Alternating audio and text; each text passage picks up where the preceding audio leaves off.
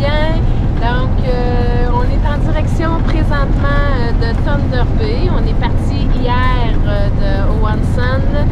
On a décidé, en fin de compte, là, de quitter l'Ontario plus rapidement que prévu.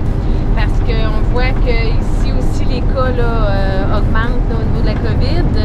Et on veut comme traverser là, le plus rapidement possible là, le Manitoba. Étant donné qu'au printemps passé, le Manitoba exigeait là, des gens qui arrivaient à la frontière exigeait de faire une quarantaine là, dans la province. Fait qu'on veut comme pas avoir à faire ça. Fait que pour éviter ça, ben on a décidé de partir là, plus vite. Donc probablement que dans 2-3 jours, on va être rendu en Saskatchewan. On se rend chez nos amis Michel et Bianca à Calgary. Il y a aussi la température qui est pas trop belle là, ici. Fait que là-bas, je sais qu'en Alberta, il fait super beau. Fait qu'on va pouvoir faire de la randonnée, en profiter, tout ça. Fait que on vous redonne des nouvelles bientôt. Bye bye!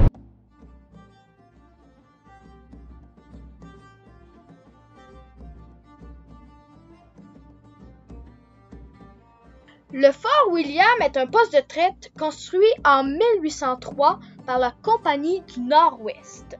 Le poste fermera en 1880. Il s'agit d'un village où des gens engagés par la compagnie venaient livrer et échanger de la marchandise. Il n'y avait pas seulement des fourrures, mais également des couvertures, des armes, des pièges, des casseroles, des vêtements, des écorces de bouleau, des babiches, etc.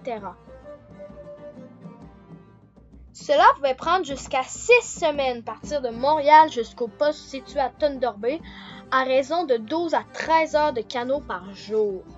En plus, il y avait plusieurs portages à effectuer. Ils transportaient sur leurs épaules 180 livres de marchandises, sur en moyenne 5 km de marche. Et aussi sans oublier de transporter les vivres et le canot. Pour ceux venant de l'Ouest, cela prenait 12 semaines. En arrivant au poste, leurs pieds étaient tellement abîmés par l'eau qu'ils en étaient à la chair vive. En juin et en juillet, le poste pouvait atteindre 2000 personnes. Et en hiver, il n'était que 35. Bien sûr, il y avait les échanges, mais c'était aussi un village où l'on retrouvait des forgerons, des tonneliers, une ferme, etc. Au Québec, on avait la compagnie de la baie d'Hudson, avec qui il faisait une compétition féroce. En 1821, les deux compagnies fusionnèrent ensemble.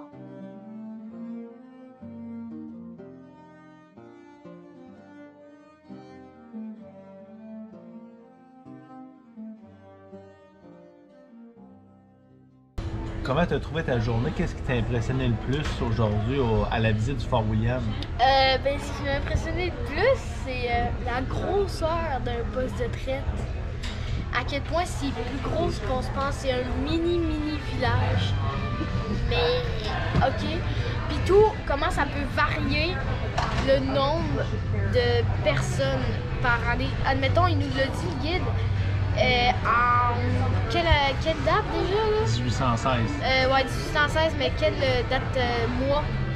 Ah, en juin-juillet. En juin-juillet, il y a environ 2000 personnes. Tandis que pendant 2 semaines, genre. Puis après ça, t'es rendu avec 30-35 personnes. Dans le village, dans le poste de traite. C'est vraiment. Qu'est-ce que j'ai retenu? Tu sais, parce que je savais qu'il y avait la baie du Son, c'était une grosse là, compagnie dans le temps, mais je savais pas qu'il y avait une autre compagnie aussi. C'est la Northwest. Elle, aujourd'hui, c'est la Northwest... Compagnie, peut-être? Compagnie, ouais, c'est ça. C'était l'entrepreneur était écossais, là, qui avait ça. Là. Et les deux étaient vraiment en guerre. Hein? Les deux, là, tu sais, ils pouvaient, la Nord-Ouest pouvait brûler les bâtiments, tu sais, de la baie du Son et vice-versa. C'est la compétition agressive. Une grosse compétition agressive. Ouais. Fait que, c'est ça, je savais pas qu'il y avait eu une compétition comme ça entre deux là, gros postes de traite qu'on avait ici, là, au Canada.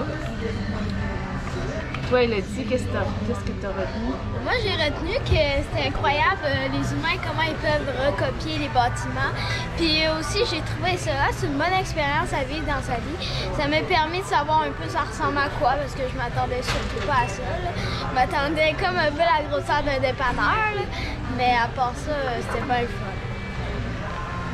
Parce que elle, poste de traite, là, pour elle, c'était seulement qu'on allait porter de la fourrure. Tu sais, c'est plus que ça, là. Il y a des forgerons, il y a des boulangers. C'est vraiment un métier. Ouais. Beau village, hein? Puis toi, Steve, qu'est-ce que tu as retenu? Ben, j'ai retenu, c'était vraiment une activité super. C'est une des 10 meilleures activités au Canada. C'est quand même, j'avais des attentes, mais je pense que ça mérite ce titre-là. Moi, ce qui m'a marqué, c'est vraiment la vie difficile de ces gens-là. On vient de faire un voyage en VR, puis bon, des fois, on trouve la route longue et tout. Puis eux partaient de Montréal, ça prenait 6 semaines de canot à ramer 10, 12, 14 heures par jour, à monter un campement tous les soirs, à faire des portages avec 180 livres de poids sur leurs épaules. Fait que c'est une vie qui était excessivement difficile. 6 semaines pour se rendre au poste de traite, puis peut-être y passer quelques jours, puis repartir pour le même voyage. Puis ceux qui allaient dans l'Ouest canadien, ben eux, c'était pas 6 semaines, mais c'était plus 12 semaines, avec beaucoup plus de portages. Fait que tu sais, c'est quand même un autre vie, un autre monde là, que on peut même pas imaginer là, comment c'était difficile. Donc, moi, c'est ce qui m'a impressionné le plus, puis c'est une super de belle journée. Ouais, puis aussi la reine Elisabeth était venue hein, pour l'ouverture. Pour l'ouverture du parc, ouais, en des années 70. Ouais. Les bagages, là, ils ressemblaient un peu à ça, là. Les trucs là. C'est des genres de boîtes pour mettre des... Ouais, c'était ça, pour mettre les fourrures, là, ça ressemblait à ça. On n'est pas au restaurant où que c'est là, mais ça ressemblait pas mal à ça. De fourrure, hein? 90 livres. Il est compacté. Ouais, comme mon manteau qui est là-dedans, il est compact. On est présentement sur le site de la statue de Terry Fox. On va demander à Zachary qui nous explique pourquoi cette statue-là est ici, puis qui est Terry Fox. Cette statue-là est ici parce que c'est ici que s'est arrêté le marathon de l'espoir de Terry Fox.